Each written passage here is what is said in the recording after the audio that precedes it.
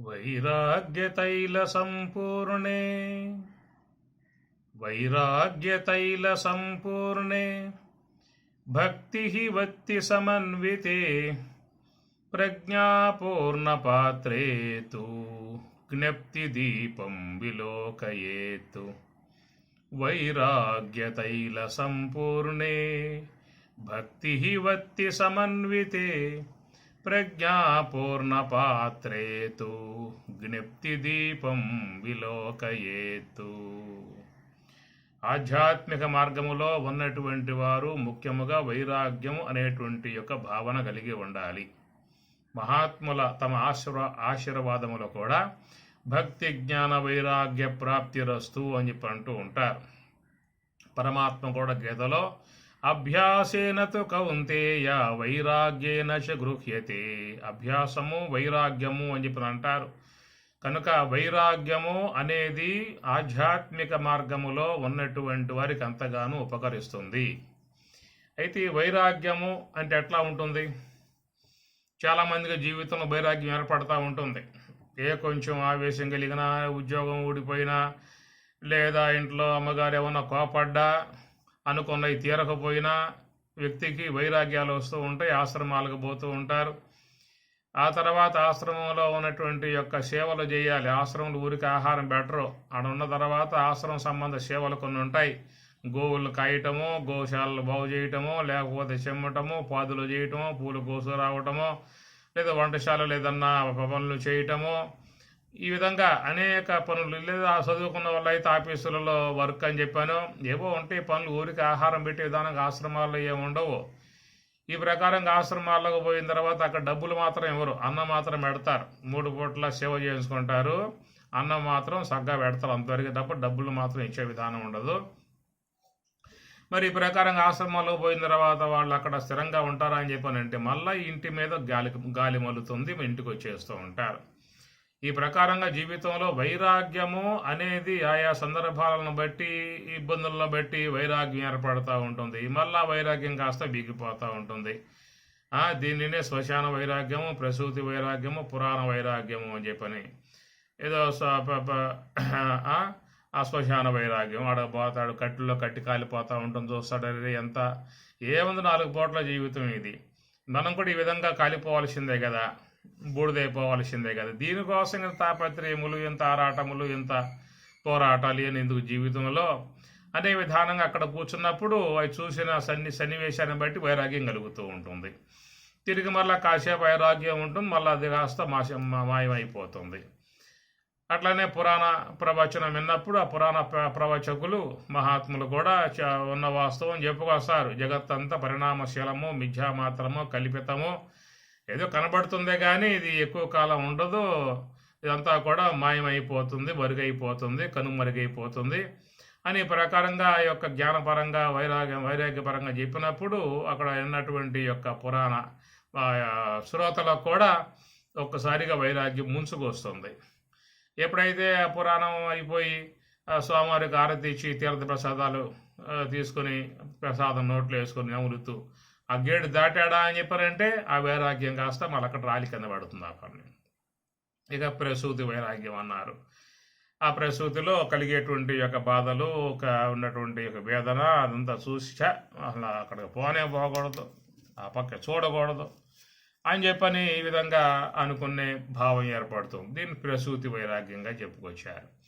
ఈ విధంగా జీవితంలో వైరాగ్యాలు చాలా ఏర్పడతా ఉంటాయి. విచార సాగరంలో నిశ్చల దాస పండితుడు కూడా వైరాగ్యం గురించి చెప్పుకొచ్చాడు. యతమానము, వ్యతిరేకము, ఏకేంద్రియము అని 3 రకాలుగా ఆయన వైరాగ్యాలు చెప్పుకొచ్చాడు. ఈ యతమానము అనేటువంటి వైరాగ్యంలో కొన్ని రకాలు ఉన్నాయన్నమాట. మందము, తీవ్రము, తీవ్రతరము అని చెప్పని అంటారు. మందము, తీవ్రము, తీవ్రతరం 3 రకాల వైరాగ్యాలు ఉంటాయన్నమాట. ఈ మంద వైరాగ్యం అని చెప్పనంటే ఇప్పుడు చెప్పుకున్నటువంటి పురాణ వైరాగ్యం, ప్రసూతి వైరాగ్యం ఇవన్నీ కూడా ఈ మంద వైరాగ్యంలో చేరి ఉండే విధానాలు. సాధారణంగా లోకంలో అందరికీ కూడా అప్పుడప్పుడు ఇలాంటి వైరాగ్యాలు ఏర్పడతా ఉంటాయి. మళ్ళా వైరాగ్యం కాసేపు ఉండి వీగిపోయే విధానాలు ఉంటాయన్నమాట. మందము, తీవ్రము అని చెప్పి అంటారు. తీవ్రము అంటే ఇంకా అది వాళ్ళకి పూర్తిగా జిజ్ఞాస వచ్చేస్తుంది. మరి వాళ్ళకి ప్రపంచ విషయాల మీద అపేక్ష ఉండదు.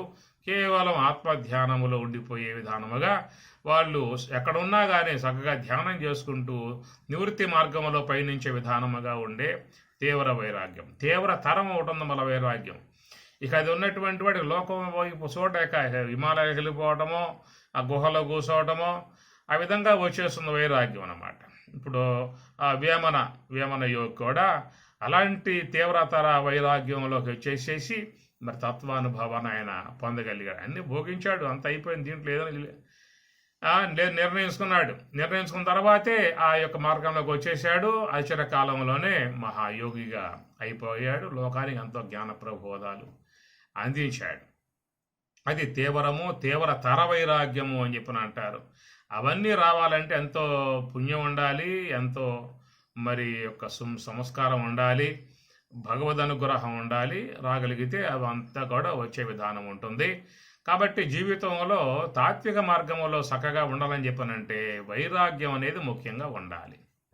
విషయముల పట్ల అపేక్ష లేకుండా ఉండే విధానం అనేది ముఖ్యంగా సంపాదించుకోవాలి.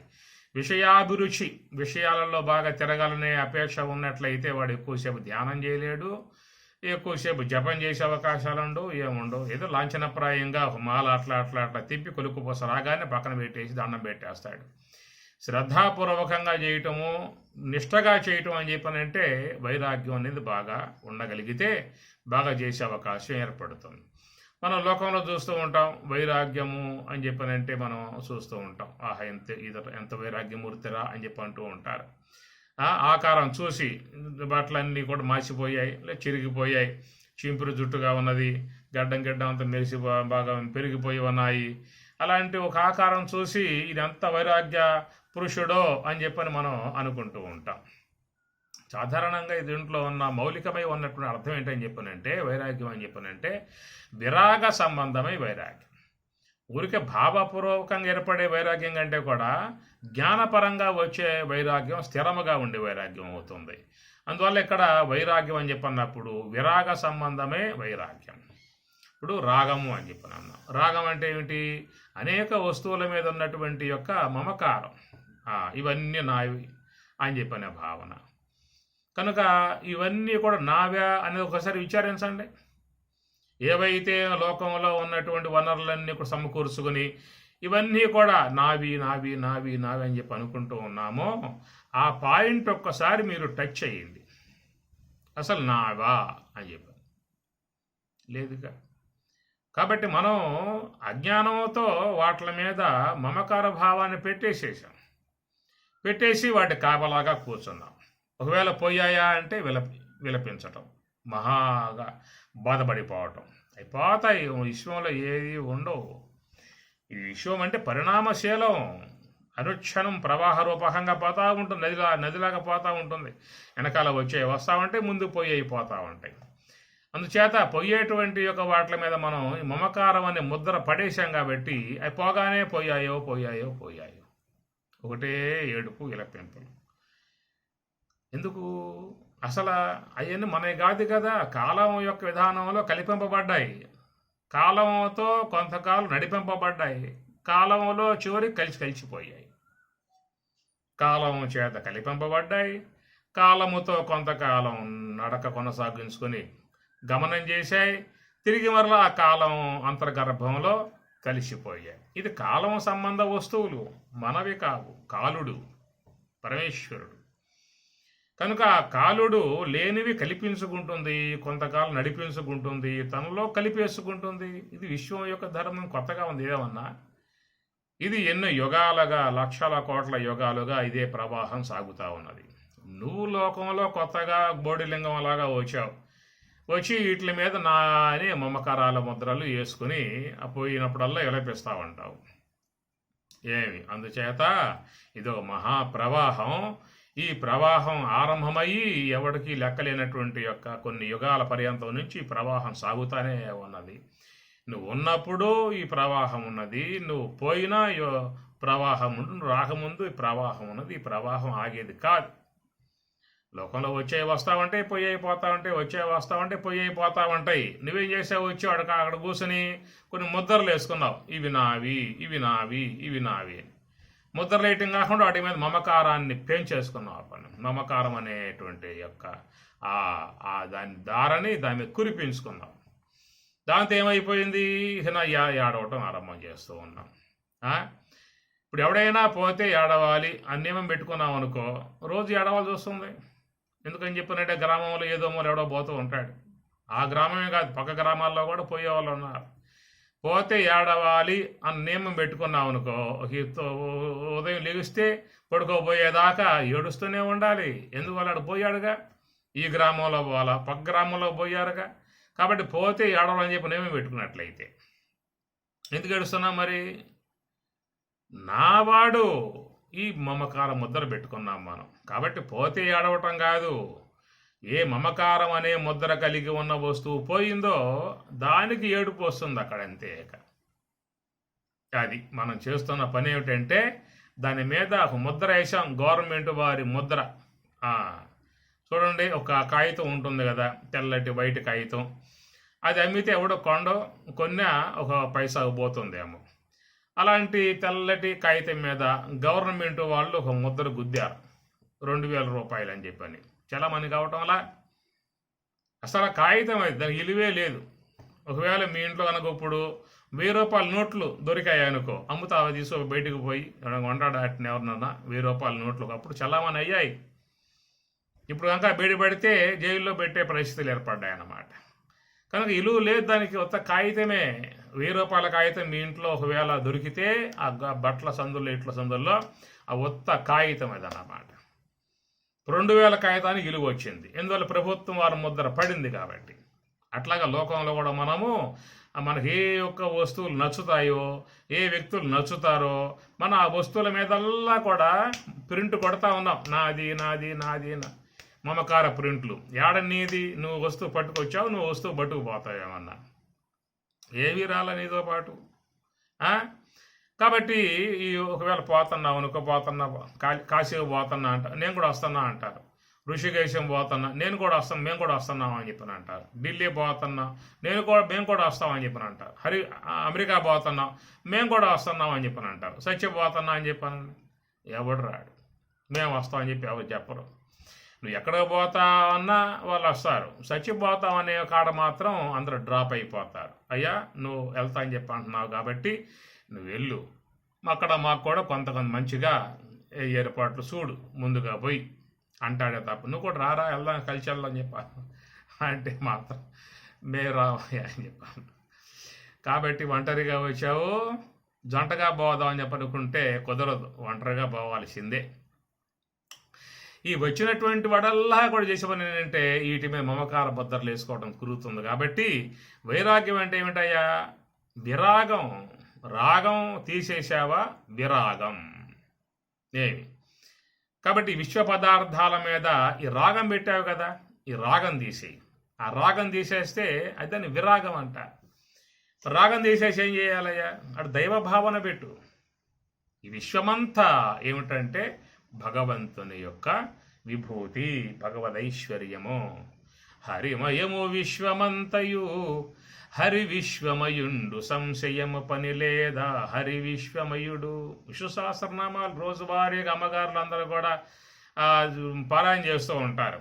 ఎత్తుకున్నారా అంటే ఇక నా ఒక 10 నిమిషాల్లో ఆ చివరికి వెళ్ళిపోవటమే. శ్రీరామ రామ రామేతి రమే రామే మనోరమే సహస్రనామద తుల్యం రామనామరాననే అయిపోయింది.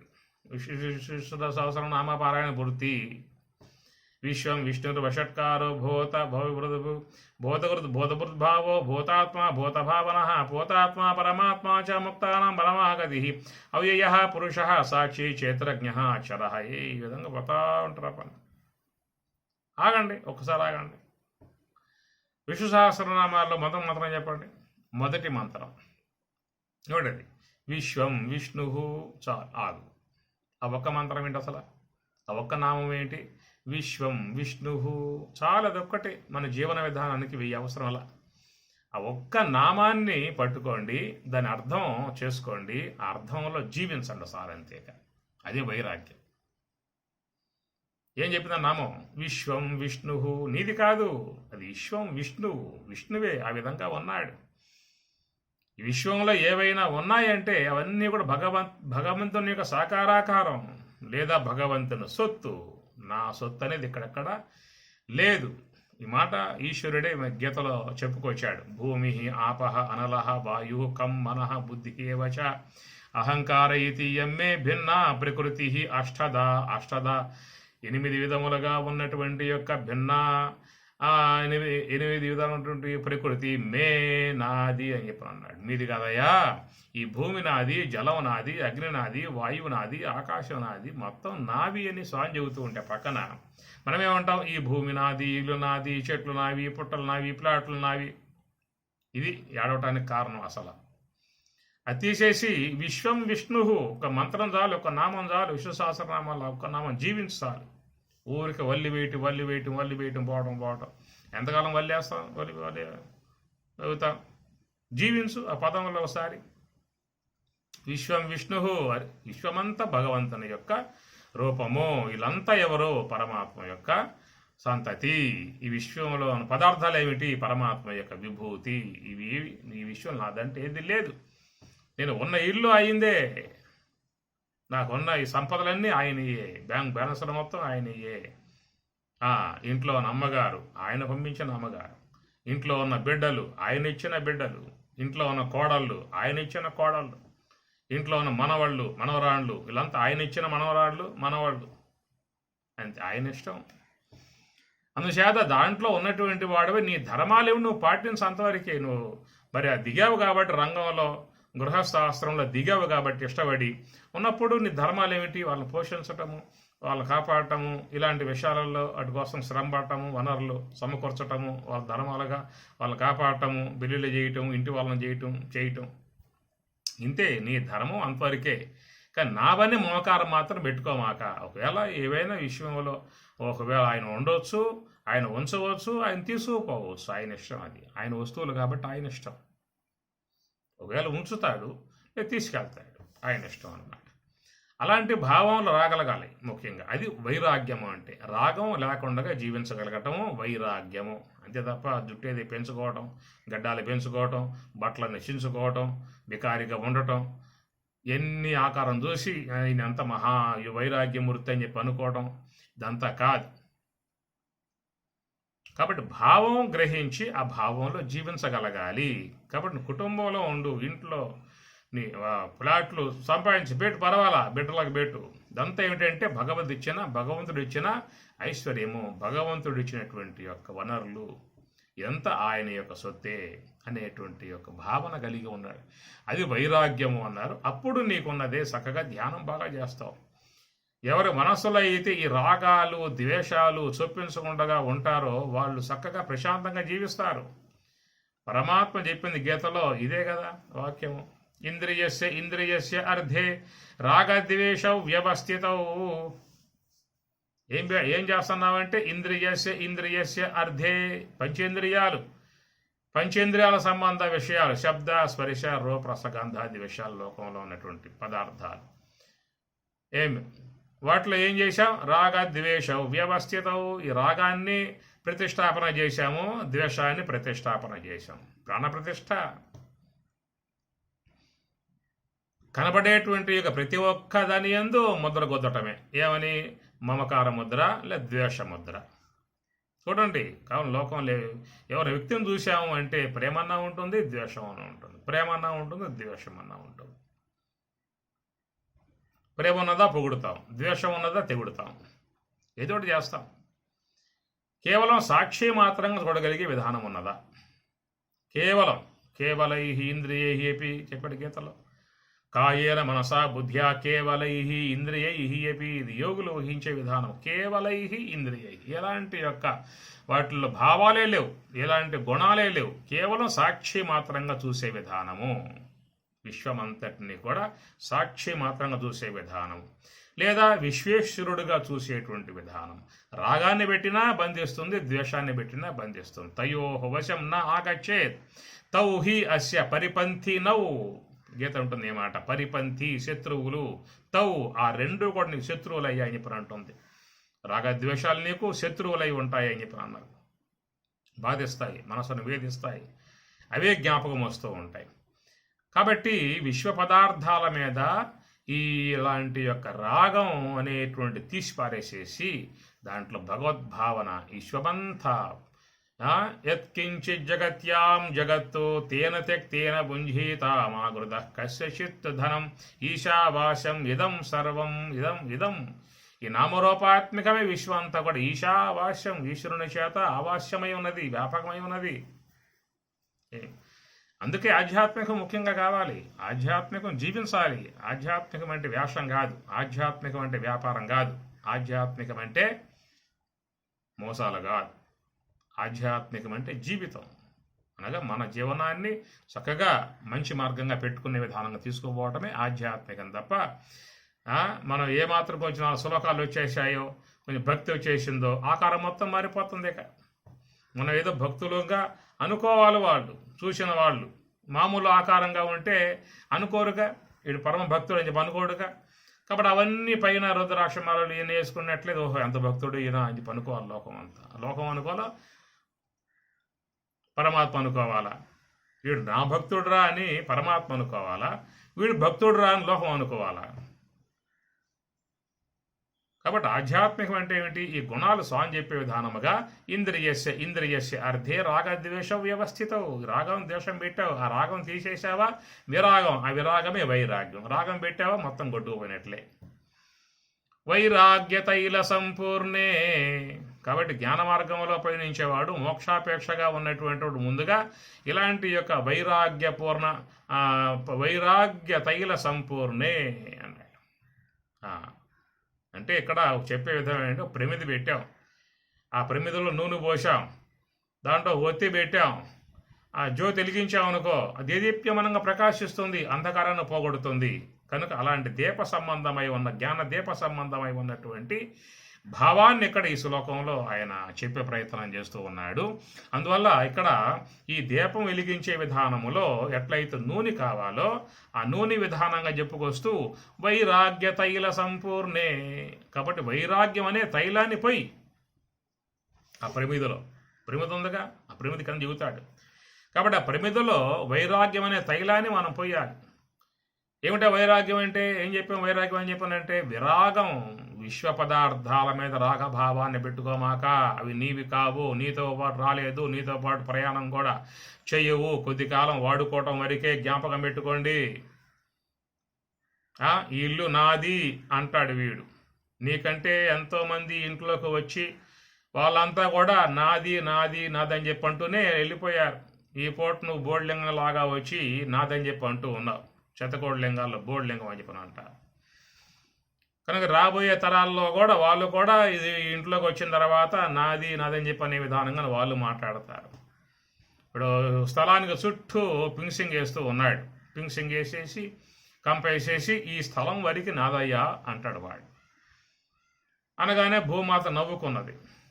ఏమ్మా నవ్వుతున్నావు అంటే, అరే నాయనా, ఈ విధంగా నేను వచ్చిన తర్వాత కొన్ని లక్షల మందిరే ఈ విధంగా బోర్లింగాలుగా వచ్చి పింక్సింగ్లు వేశారు, గోడలు కట్టారు, కంపలు వేశారు, గింపలు వేశారు, అడ్రస్లు లేకుండా నాలోకే వెళ్ళిపోయారు. నువ్వు ఇప్పుడు బోర్లింగ్ కొత్తగా వచ్చి చుట్టూ పింక్సింగ్ వేసి నాదని చెప్పి అంటూ ఉన్నాను, నవ్వుకుంటున్నా అని చెప్పి అన్నది ఈ భూమాత.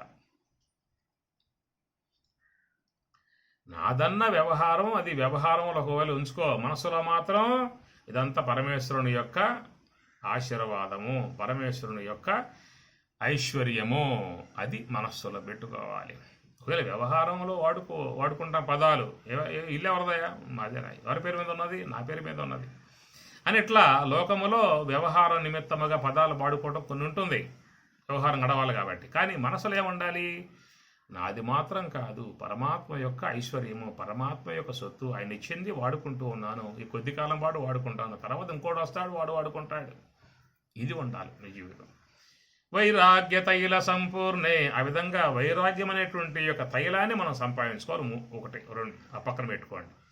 ఆ సంపూర్ణే భక్తి భక్తి సమన్వితే. ఇక్కడ ఒత్తి కావాలిగా. ఇప్పుడు తైలంలో పోస్తే తైలం ఉంది, తైలం వేసిన తర్వాత మరి దాంట్లో ఒత్తి పెట్టాలిగా, దీపం పెరగాలని చెప్పానంటే ఏమిటా ఒత్తి అని చెప్పానంటే భక్తి వత్తి సమన్వితే. భక్తి అనేటువంటి యొక్క ఒత్తి అది పెట్టాలి.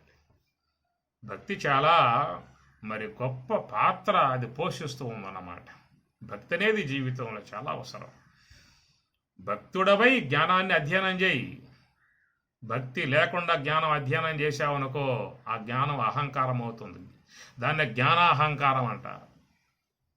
అజ్ఞానాహంకారం పోగొట్టుకోవడానికి గురువులు ఉంటారు. జ్ఞానాహంకారం పోగొట్టుకోవడానికి ఏ గురువు ఉండడు. ఎందువల్ల? నేనే గురువునుగా, నాకు గురేముంది ఇంకా.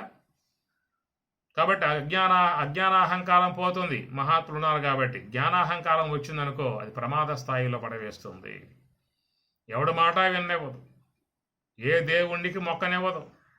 ఇతానే ఇట్లా కూర్చుంటాడు, ఇట్లా పెట్టి కూర్చుంటాడు, పూజలు ఇస్తా ఉంటాడు. ఏమి ఈ ప్రకారంగా మొత్తం నేనే అని చెప్పి అంటూ ఉంటాడు. దానివల్ల అతడు మునుగుతాడు, అతన్ని ఆశ్రయించిన వాళ్ళు మునిగే పరిస్థితి ఏర్పడుతుంది అన్నాడు.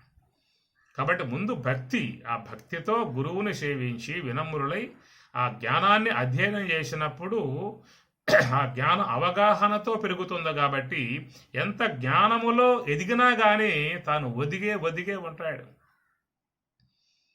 ఆ వృక్షం ఎన్ని ఫలములు వేసినా కానీ అది భూమట్టానికి కిందకు వాలిపోతా ఉంటుంది. ఎంత జ్ఞానం వచ్చే కొద్దీ అంతంత వినమ్రత, అంతంత విధేయత, అంతంత లొంగుబాటు వచ్చేస్తుంది. ఎంత వచ్చేస్తాడని చెప్పండి, చివరికి అయ్యా నాకేమీ తెలియదయ్యా, ఏదో స్వామి చెప్పాడు విన్నా తప్ప నాకేమీ తెలియదు. ఈ విశ్వంలో ఉన్న దానికంటే నాకేం తెలుసు. అపారమై ఉన్న జ్ఞానంతో పోలిస్తే నాకున్న జ్ఞానం పాటు ఏమున్నది, నాకున్నది ఏమీ తెలియదు అంటాడు. అది చెప్పగలిగే మాట రాగలిగితే ఇప్పుడు ఎంత బాగా జ్ఞానంలో జీవించగలుగుతాడో మనం అర్థం చేసుకోవచ్చు. మహాత్ముడు అంటాడు, నాకేమీ తెలియదు అనేది తెలియాలంటే ఎంతో తెలిస్తే తెలుస్తుందట. ఏమని? నాకేమీ తెలియదురా దేవుడా. అది ఎట్లా తెలుస్తుంది? ఎంతో తెలుసుకుంటే తెలిసేది. ఏమని? నాకేమీ తెలియదు. ఎందుకంటే తెలుసుకోవాల్సినటువంటి అంశంతో పోలిస్తే ఈ తెలిసింది ఏ పాటిది? అపారమై ఉన్న జ్ఞానంలో మనం ఇంతకాలంలో ఏమాత్రం మనం అధ్యయనం చేశామని చెప్పని తెలుసు మనకి. ఇది ఎట్లా వస్తుంది అంటే ఆ భక్తిని సంతరింపజేసుకొని భక్తితో జ్ఞానం అధ్యయనం చేయగలిగితే అలాంటి యొక్క విధానములో చక్కటి వ్యక్తిత్వ వికాసం కలిగే అవకాశము ఏర్పడుతుంది. అందుచేత మరి ఇక్కడ భక్తి అనేది చాలా ముఖ్యమై ఉన్నటువంటిది. చాలామంది జ్ఞానంలో ప్రవేశించిన వాళ్ళు ఈ భక్తి వద్దు ఏం వద్దు అని పక్కన పడేస్తూ ఉంటారు. కొన్ని ప్రచారం చేసే సంస్థలు కూడా వాళ్ళ బృందాలకు చెప్పేస్తున్నారు, మీకు భక్తి గీతి అవసరం లేదు, నువ్వు గుడికి పోతే మా సంస్థల్లోకి రావద్దు, మీ ఇంట్లో పూజ చేస్తే మా సంస్థకు రావద్దు అని చెప్పి అనగానే వాళ్ళ గృహాలలో ఎప్పటి నుంచో ఉన్నటువంటి ఆ పటాలు కూడా తీసుకుపోయి గొళ్ళల్లో పారేస్తున్నారు. ఇది ఒక అశ్వత్థ వృక్షాలు లాంటి చెట్లగాడో పెట్టి వచ్చేస్తా ఉన్నారు. ఎందువల్ల చెప్పారు కదా వాళ్ళు, మీ ఇంట్లో పటాలు ఉండకూడదు, మీరు ఇంట్లో పూజ చేయకూడదు, మీరు జ్ఞానులు అయిపోయారు, మీరు జ్ఞానులు అడుగుపెట్టారు, జ్ఞాన మార్గంలో ఉన్న తర్వాత కూడా ఇంకా భక్తి ఏమిటి, ఇంకా ఆలయాలకు పోవడం ఏమిటి అని అనగానే వీళ్ళు ఆలయం పోవడం మానేసేశారు, ఇంట్లో ఉన్న పూజా విధానాలు మానేసేశారు. ఇంకేం చేస్తారు? ఇక ఉన్న పూజ పోయే, ఉన్న ఆలయం దూరం అయిపోయే, పని ధ్యానం చేద్దామా మనసుండి సావబోయే. ఇటు ధ్యానంలో ఉండలేక, అటు పూజా విధానం లేక, అటు గుడికి పోయే విధానం లేక, ఉభయ భ్రష్టత్వం కాదు, త్రిపుల భ్రష్టత్వం. ఎప్పుడు పోతాయి? ఆ యొక్క స్థాయికి పోయినప్పుడు. ఎప్పుడైతే నువ్వు ఆ యొక్క మరి మహాత్ములు చెప్పి యోగ సమాధిగా అని చెప్పి అంటున్నారు కదా, ఆ స్థితికి పోయినప్పుడు ఇవన్నీ మెల్లగా అవే జారిపోతాయి. అవసరం లేదు, ముందే తీసేస్తే ఎట్లా? ఇలాంటి విధాయకాలుగా లోకంలో ప్రబోధింపజేసే సంస్థలు కొన్ని ఉన్నాయి. నేను పేర్లు చెప్పను, లేవో ఉన్నాయి, మీరు తెలుసుకోండి. ఇవన్నీ ఏమిటంటే లోకంలో మానవుని వికసింపజేయటానికి, మంచి వ్యక్తిత్వమును తీసుకురావటానికి. ఇంట్లో భక్తి ఉందనుకోండి, ఆ ఇంట్లో ఎల్లాలు 5కే లెగుస్తుంది. ముందు ఆ పూజ చేసుకోవాలి. కాబట్టి ఆ పూజ అయిపోయిన తర్వాత ఇంటి కార్యాలు ఏవైతే ఉన్నాయో వాటిల్లో ప్రవేశిస్తుంది. ఆ భక్తి ఉంటేనే 5ంటికి లెగుస్తారు. లేదనుకో ఘనాచారంలాగా 6కి 7కి 8కి లెగుస్తారు. అట్లాగా బట్టలతోనే వీధుల్లో పోతారు, పాల కోసం పోతారు, కూరగాయల కోసం పోతారు, నోట్లో బ్రష్ దిప్పుతూ ఉంటారు. మరి ఈ ప్రకారంగా ఇంట్లో ఉన్నటువంటి యొక్క వాళ్ళు ఆ ప్రకారంగా ఉన్నప్పుడు బిడ్డలు ఏం కావాలి? ఇంకా ఈ బిడ్డలేగా వాళ్ళ సంస్కారం వస్తుంది. వాళ్ళకేమన్నా ఏదైనా తల్లి ఉదయం పూట లేచి స్నానం చేసి ఆ దీపారాధన చేసి ఈశాన్య భాగంలో పూజ చేస్తూ ఉంటే పిల్లలు కూడా లెగుస్తారు సకాలంలో. వాళ్ళు స్నానం చేస్తారు, అమ్మ అని చెప్పని వస్తారు, స్వామి దగ్గరికి వస్తారు, పువ్వు పెడతారు, బొట్టు పెట్టుకుంటారు, నమస్కారం పెడతారు. నమస్కార బుద్ధి, ఆ సంస్కారం ఆరంభం అవుతుంది. వాళ్ళకి ఒక భగవద్భావన వస్తుంది. పెద్దలంటే గౌరవభావం వస్తుంది, అమ్మ నాన్న అంటే గౌరవభావం వస్తుంది. మంచి వాతావరణం కుటుంబంలో రావటానికి ఆ మార్పుల కోసం కొన్ని విధానాలు ఏర్పాటు చేశారన్నమాట. నేను జ్ఞాని అయిపోయాను అని చెప్పి మొత్తం ఇంట్లో మొత్తం తీసి పక్కన పారేసావు అనుకో, రాబోయే పిల్లకాయలకి వాళ్ళ పరిస్థితి ఏమిటి?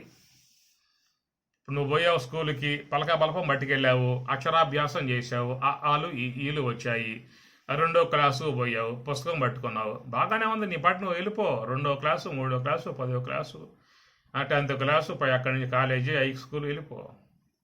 హై స్కూలు, కాలేజీకి వెళ్ళిపో.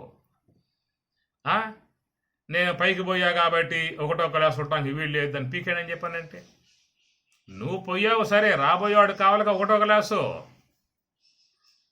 లేదయ్యా నేను 1వ క్లాస్ పూర్తి చేసుకున్నాను, పలకా బలపం అయిపోయింది నా పని, పుస్తకం చేతితో పట్టుకున్నాను, అది ఉండటానికి వీలు లేదని చెప్పానంటే రాబోయేవాడికి ఎట్లా వాడు ఎట్లా బాగుపడాలి?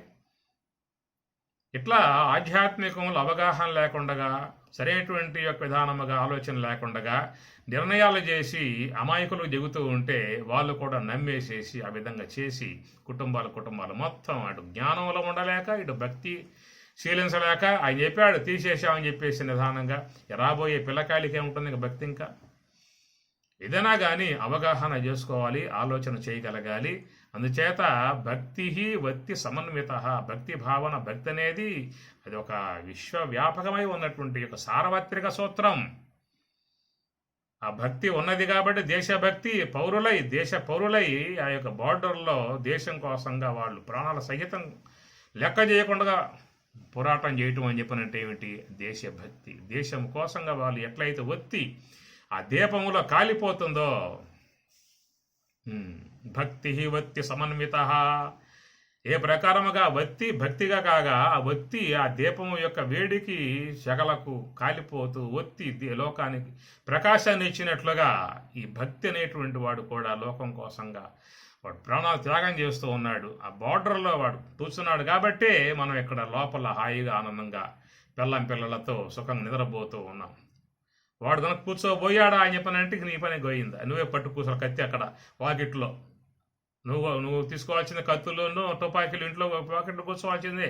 ఇంట్లో వాళ్ళు పడుకుంటే మనకు ఆ పని లేదుగా. అలా కూర్చున్నారు పోయి బోర్డర్లో. ఎందువల్ల? దేశభక్తి, దేశాన్ని కాపాడుకోవాలి.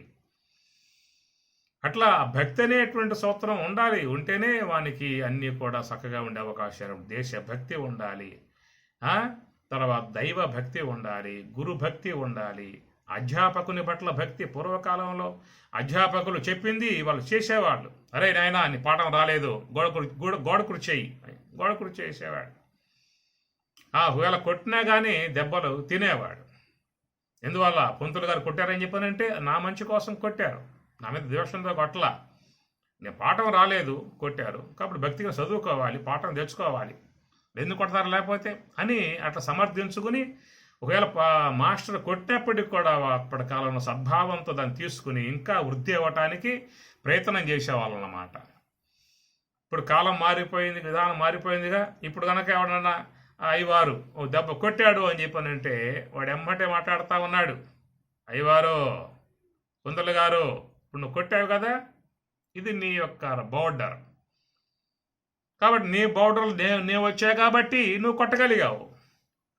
పబ్లిక్ అది నా బోర్డర్, నువ్వు వస్తావు ఇక్కడే ఉంటావా క్లాసులోనే, నువ్వు బయటకు వస్తావుగా, ఆడ నేను చూసుకుంటా. ఈ విధంగా ఈనాటి యొక్క జనరేషన్ ఇట్లా తయారయ్యింది. ఇక ఆ పంతులేం చెబుతాడు, ఇంకా దండవరా బాబు నీ సాగు నువ్వు సావు, ఇక నేను కొట్టేది లేదు ఒక మాట అనేది.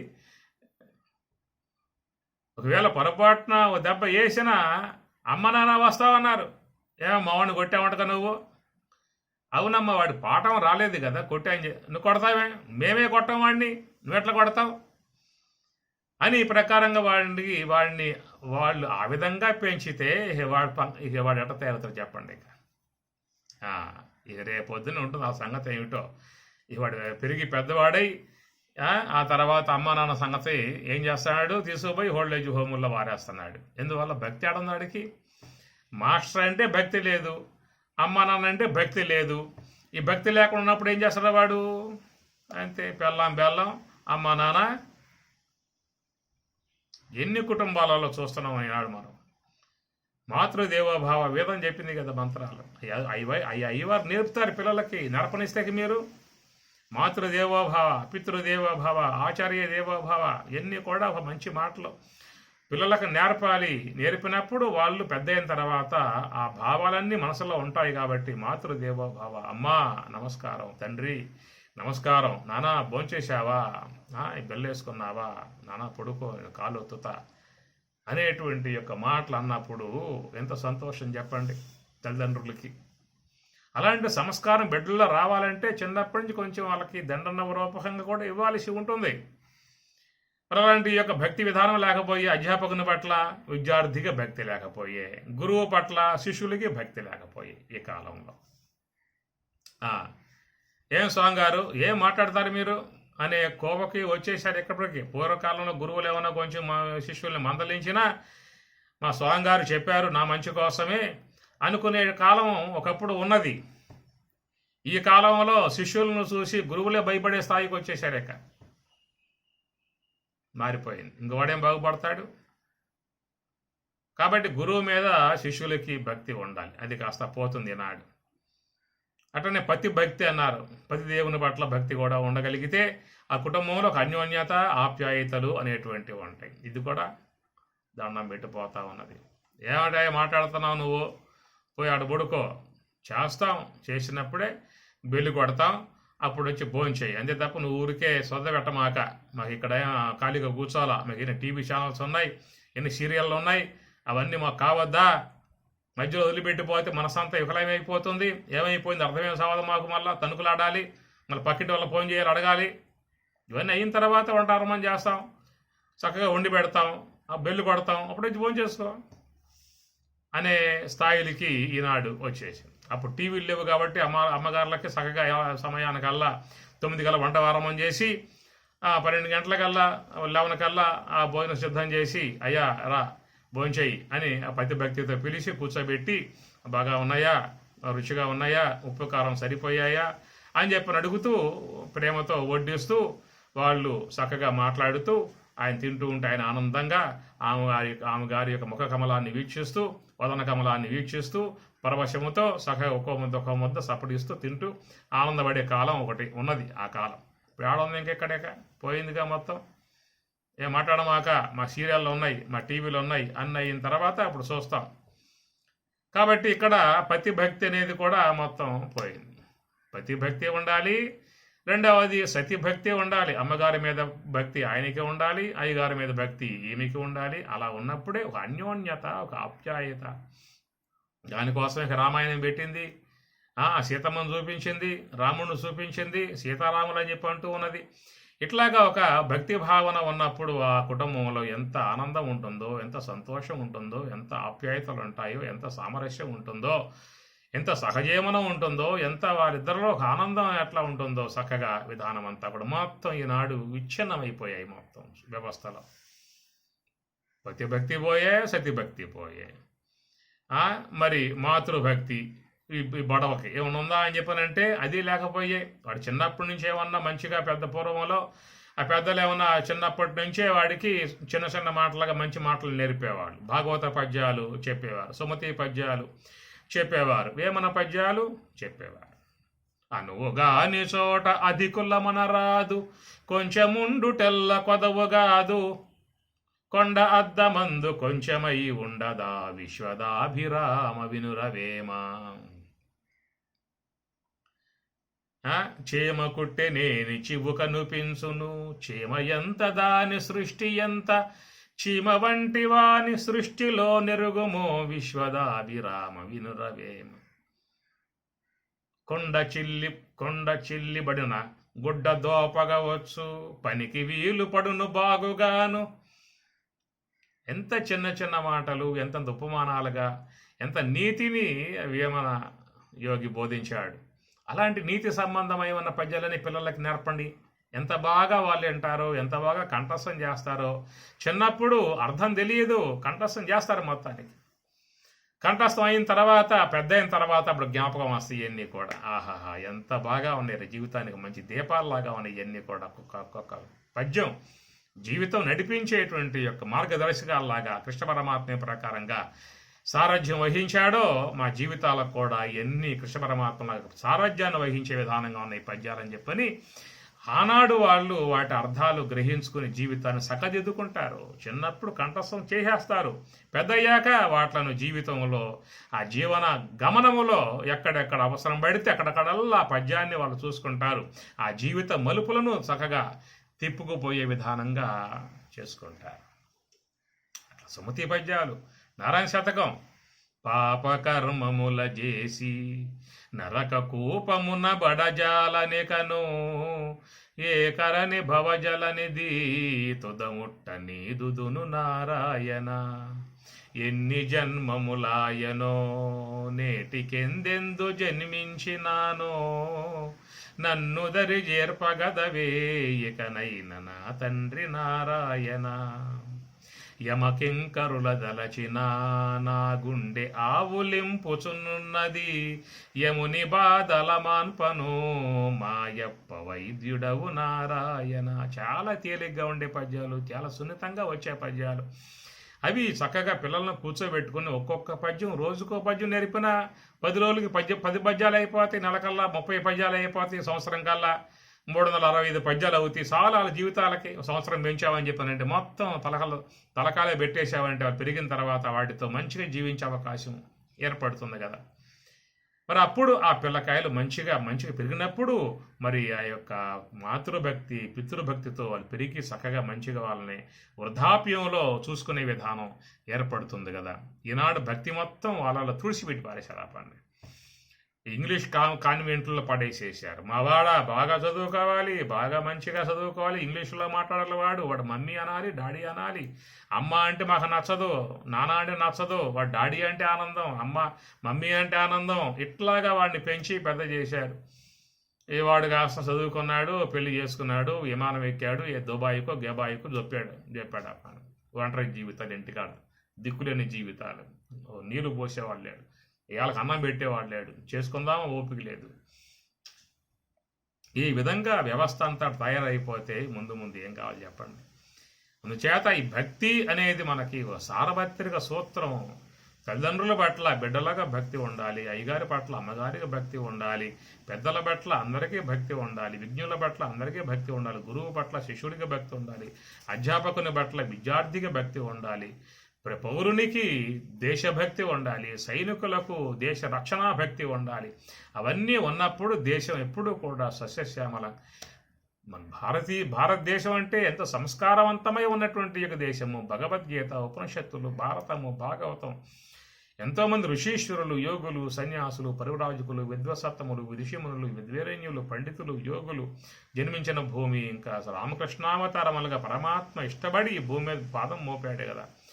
ఎన్నో దేశాలు ఉన్నాయి, అమెరికా, రష్యా, ఎన్నో దేశాలు ఉన్నాయి. ఎక్కడ జ్ఞానం ఉన్నదో చెప్పండి. ఎంతో భక్తి విధానముగా ప్రపంచ దేశాలకు భక్తిని నేర్పేటువంటి యొక్క అంతటి జ్ఞాన నిధిగా ఉన్నటువంటి దేశం భారతదేశం. అలాంటి దేశములో పుట్టినటువంటి విధానాలు ఇతర దేశస్తుల యొక్క సంస్కృతి అంతా పట్టుకొచ్చి ఇక్కడ పెడతా ఉన్నాం తీసుకొచ్చి. వాళ్ళంతానేమో భారతదేశం యొక్క సంస్కృతి అంతానేమో వాళ్ళు నేర్చుకుంటూ ఉన్నారు. వాళ్ళ సంస్కృతిని మనం దేశం ఇక్కడ పెట్టుకుంటూ ఉన్నాం. చూడండి మీరు, ఇస్కాన్ టెంపుల్ ఉంది కదా, దాంట్లో పోండి, ఎర్రగా ఎంత తెల్లగా ఉంటారు వాళ్ళు. అమెరికన్స్ పంచి కట్టి చక్కగా వాళ్ళు మరి ఎగురుతూ ఉంటే దేవతలు వచ్చారా వైకుంఠం నుంచి అని చెప్పనే భావన కలుగుతుంది. కనుక వాళ్ళు మన సంస్కృతిని నేర్చుకునే వాళ్ళు చక్కగా ఉంటూ ఉన్నారన్నమాట. అందుచేత మన భారతదేశంలో భక్తికి ఒక మంచి స్థానం ఉన్నటువంటిది. అందుచేత భక్తి వత్తి సమన్వితే, వైరాగ్యమేమో తైలంగా చెప్పుకున్నాము, ఇక్కడ భక్తి వత్తి, ఆ ఒత్తి కావాలి. ఒత్తి కాలిపోతూ ఉన్నా కానీ లోకానికి ప్రకాశం ఇస్తున్నట్లుగా ఆ భక్తిలో వాళ్ళు తన్మయత్వం చెందుతూ లోకానికి వాళ్ళు ఉపయోగపడే విధానంగా ఉంటారు. కాబట్టి భక్తి వత్తి సమన్వితే ప్రజ్ఞాపూర్ణ పాత్రేతు, ఇక్కడ పాత్ర కావాలగా. ఇప్పుడు పాత్ర ఉంటే దాంట్లో నూనె పోస్తాం, ఒత్తి పెడతాం, వెలిగించే అవకాశం ఏర్పడుతుంది కదా. ఇప్పుడు ఏమిటా ఇక్కడ పాత్ర అని చెప్పినట్టే ప్రజ్ఞాపూర్ణ పాత్రేతు. అంటే ప్రకటశేన జ్ఞానం అన్నమాట. అందువల్ల ముందు భక్తి ఉండాలి, తర్వాత జ్ఞానం రావాలి. అప్పుడే జీవితంలో మంచి ఫలితాన్ని పొందే అవకాశం ఏర్పడుతుంది. చెట్టుకు కూడా ముందు పువ్వు వస్తుంది, ఆ పువ్వును అనుసరించి వెనకాల పిండి వస్తుంది అన్నమాట. తర్వాత పిండి, ముందు పూత అనగా పువ్వు, తర్వాత పిండి, ఆ పిండి కాయి పండు, అప్పుడు నీకు మాధుర్యం దాంట్లో జుర్రుకోవచ్చు అన్నమాట. మీ ఇంటి ముందు చెట్టు ఉందిగా, మామిడి చెట్టు, సమ్మర్ వచ్చేసిందిగా, ఆ పూత అయిపోయింది, ఆ పిండి అయింది, ఇప్పుడు కాయ అయింది, ఇప్పుడు పండు కాపోతా ఉందాక, ఆ పండు రసాల పండు, మామిడి పండు బాగా ముగ్గిందనుకో, ఏం చేస్తావు? కోసుకుంటావు, ఆ పెరుగు అన్నంలో బాగా పిండి దాంట్లో పోసుకుంటావు, ఇక జుర్రుకుంటూ ఉంటావు ఇక ఆనందంగా. షుగర్ బీపీ లేకపోతే మాత్రం పరమానందం వాళ్ళకి. అందుచేత పండు కావాలంటే ముందే ఉండాలి, కాయ ఉండాలి, దానికంటే ముందే ఉండాలి, పిండి ఉండాలి, దానికంటే ముందే ఉండాలి, పూత ఉండాలి, పువ్వు ఉండాలి. పువ్వు ఉంటేనే నీకు పువ్వు ఉంటేనే పిండి, కాయ, పండు అవుతుంది. అసలు పూత ఊడిపోతే, పూత మాత్రం రాలిపోయింది అనుకో, ఇంకాడ పిందే, ఇంకాడ కాయ, ఇంకాడ పండు ఏముండదు. కాబట్టి అందుచేత పైన భక్తి అన్నాడు, కింద ఏమో ప్రజ్ఞాపూర్ణ పాత్రేతు. కాబట్టి ఇక్కడ ఏమిటయ్యా పాత్ర యోగ్యత అని చెప్పనంటే జ్ఞానం సంపాదించుకోవాలి. జ్ఞానం లేని భక్తి మళ్ళీ మూఢత్వాన్ని పెంచే అవకాశం ఉంటుంది. భక్తి లేని జ్ఞానం అహంకారాన్ని పెంచే అవకాశం ఉంటుంది. రెండు ఉండాలి. అందువల్ల ఈ జ్ఞానాన్ని మనం మహాత్ముల వద్ద చక్కగా అధ్యయనం చేయాలి. మహాత్ములు అని చెప్పారంటే శృతియుక్తి అనుభవమునకు జతచూపు గురుడే గురుడు, శాస్త్ర దృష్టం గురురు వాక్యం, తృతీయం ఆత్మనిశ్చయం. ఈ ప్రకారముగా సశాస్త్రీయముగా బోధించేటువంటి జ్ఞానం లభ్యం అయితేనే మనం సరైనటువంటి కోణంలో పయనించే అవకాశం ఏర్పడుతుంది. అలాంటి యొక్క సరైనటువంటి జ్ఞానాన్ని బోధింపకుండా ఉండేటువంటి వాళ్ళని మనం ఆశ్రయించాము అంటే మనకు వచ్చే జ్ఞానం అనే పేరుతో ఉన్న అజ్ఞానం వస్తుందే కానీ జ్ఞానం రాదు. కాబట్టి జ్ఞానము అని చెప్పినప్పుడు అది శాస్త్రీయ సంబంధమై ఉన్న జ్ఞానం. ఏ శాస్త్ర విధి ముసృజ్య వర్తతే కామకారత నస సిద్ధిం నవాప్ను నసుఖం నపరాంగత్యం. ఎవరు శాస్త్రం యొక్క ప్రామాణికం వదిలిపెట్టేసి కామకారత తన సొంత మాటలు, సొంత భావాలు, సొంత ఊహలు అల్లిక చేసి బోధించేవాడి వల్ల, ఆ బోధ వల్ల నస సిద్ధిం నవాప్నోతి నసుఖం నపరాంగతిం. కనుక తాను చెప్పేటువంటి యొక్క ప్రతి మాట కూడా ప్రామాణికము కలిగి ఉండాలి. శాస్త్ర ప్రామాణికమును బట్టే నువ్వు మాట్లాడాల్సి ఉంటుందన్నమాట. అలాంటి బోధా విధానం అందించినటువంటి మహానుభావుడు జగద్గురు వేదాంతం లక్ష్మణార్యులు. ప్రతి మాటకు కూడా ఉత్పత్తి రాస్తాడు. గీతా శ్లోకాలు ఉన్నాయని చెప్పానంటే ఆ శ్లోకాలలో ఉత్పత్తులతో సహితముగా నీకు ఆ శ్లోకాలు ఉంటాయి. చూడండిగా ఇప్పుడు నేను చదవండి స్వరాజ్య భగవద్గీత, దాంట్లో ఏముంటుంది? ప్రతి శ్లోకానికి ఉత్పత్తి ఉంటుంది. ఉత్పత్తిని అనుసరించి మీకు విషయం చక్కగా దాంట్లో చెప్పుకొస్తూ ఉంటారు. రెండో సాధన కూడా హేతుబద్ధముగా చక్కగా మంచిగా సోహంభావ ధ్యానముగా ఆ మనస్సుని నేరుగా ఈ యొక్క రాజయోగముగా తీసుకుపోయి బ్రహ్మం లయమైపోయే విధానముగా ఆ సోహం యొక్క ప్రక్రియ బోధ అంతే ధీటుగా ఉంటుంది. ఆ సోహం యొక్క మార్గము కూడా అంతే ధీటుగా ఉండే విధానాలు అలాగా ఉన్నటువంటి సంస్థల ద్వారా, అలాంటి యొక్క మహనీయుల యొక్క ఆశ్రయం ద్వారా మరి జిజ్ఞాస లోకం అంతా కూడా తరించే విధానం ఉంటుంది. కాబట్టి అలాగా సశాస్త్రీయముగా పయనించేటువంటి యొక్క వాళ్ళని ఆశ్రయించే మన జ్ఞాన మార్గంలో పయనించాల్సిన విధానం ఉంటుంది. కాబట్టి ప్రజ్ఞాపూర్ణ పాత్రేతు, అక్కడ నీ యొక్క పాత్ర, అది పాత్ర, ఆ విజ్ఞానమై ఉన్న పాత్ర, జ్ఞానమై ఉన్న పాత్ర, ఆ జ్ఞానము కూడా యథార్థ జ్ఞానమై ఉన్నటువంటి పాత్ర కలిగి ఉండాలి. యథార్థ జ్ఞానమై ఉన్నటువంటి పాత్రలోనే ఆ యొక్క నూనె ఉంటుంది, దాంట్లో ఒత్తి భక్తి ఉంటుంది. అప్పుడు దీపం ప్రకాశవంతముగా ప్రకాశించే అవకాశం ఉంటుంది. కొంతమంది పాత్రలో పోస్తారు, ఆ పాత్ర కింద అంతా కూడా చిల్లు పడిపోయి ఉంటాయి, అవి కారిపోతూ ఉంటాయి పాత్రలో. దాంట్లో ఏమి వెలిగిస్తాయి? దీపం ఇంకా దృఢమై ఉన్నటువంటి విజ్ఞాన పాత్ర కావాలి, ప్రజ్ఞాన పాత్ర కావాలి, సరైనటువంటి యొక్క జ్ఞానాన్ని అందించేటువంటి యొక్క పాత్ర. వైరాగ్యతైల సంపూర్ణే భక్తి భక్తి సమన్వితే ప్రజ్ఞాపూర్ణపాత్రేతు ఈ విధముగా ప్రజ్ఞ అనేటువంటి యొక్క జ్ఞాన సంబంధమై ఉన్నటువంటి యొక్క పాత్ర గలవాడై జ్ఞప్తి దీపం విలోకయేతు ఈ ప్రకారముగా చక్కటి వైరాగ్య భావాన్ని సంపాదించుకున్నటువంటి వాడు, భక్తి అనేటువంటి యొక్క వ్యక్తిని సంపాదించుకున్నటువంటి వాడు, ప్రజ్ఞ అనగా గురువు ద్వారా మహాత్ముల ద్వారా సశాస్త్రీయమై ఉన్నటువంటి జ్ఞానాన్ని సంపాదించుకుని వారు చెప్పేటువంటి యొక్క సోహంభావ ధ్యాన మార్గములో పయనించి ఉన్నట్లయితే, నివృత్తి మార్గంలో పయనించి ఉన్నట్లయితే అటువంటి అచరకాలములో ఈ త్రివిధావస్థల దాటి ఇతరి దేహాలు దాటి అతీతమై ఉన్నటువంటి యొక్క ఆత్మానుభవాన్ని యోగ సమాధిని పొందగలుగుతూ ఉన్నాడు. అట్టి యోగ సమాధిని పొంది ఉన్న విధానమే ఆ స్వరూప జ్ఞానములో ఉన్నటువంటి వాడు. జ్ఞప్తి దీపం విలోకయేత్ లోపల దీపం వెలుగుతుంది. అప్పుడు తేషాం ఏవానుకంపార్థం అహం అజ్ఞానజం తమః నాశయామి ఆత్మభావస్థః జ్ఞానదీపేన భాస్వత.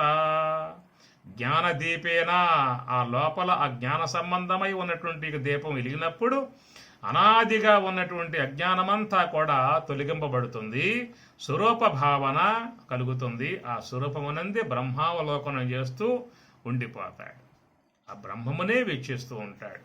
ఆ జ్ఞాన దీపములో ఆ జ్ఞప్తి దీపములో ఒక జ్ఞప్తి దీపం విలోకయేత్ అప్పుడు దీపం వెలుగుతుంది లోపల. ఆ లోపల దీపం వెలిగించాలి. మన కార్తీక మాసం వస్తే ఏం చేస్తాం, గుళ్ళోకి పోతాం, అనేక దీపాలు వెలిగిస్తూ ఉంటాం. మంచిదే, భక్తి భావన మంచిదే, కాదంటలేదు. కానీ వెలిగించాల్సిన జ్ఞానదీపం లోన ఉంది అజ్ఞానం.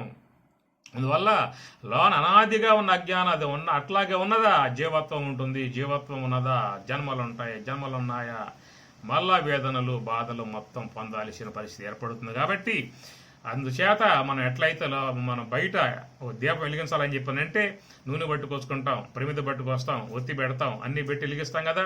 అట్లాగా మనలో కూడా మరి జ్ఞాన దీపం వెలిగించుకోవడం అని చెప్పానంటే అక్కడ వైరాగ్య తైలం అనేది కావాలి, భక్తి వత్తి అనేది కావాలి, ప్రజ్ఞా పూర్ణ పాత్రే మంచి ప్రజ్ఞ అంటే సశాస్త్రీయమై ప్రస్థానత్రయం, భగవద్గీత, ఉపనిషత్తులు, బ్రహ్మసూత్రాలు అనేటువంటి అలాంటి సశాస్త్రీయమై ఉన్నటువంటి జ్ఞానాన్ని మనం సంపాదించుకోవాలి మంచి స్వాముల చేత, మంచి మహాత్ముల ద్వారా.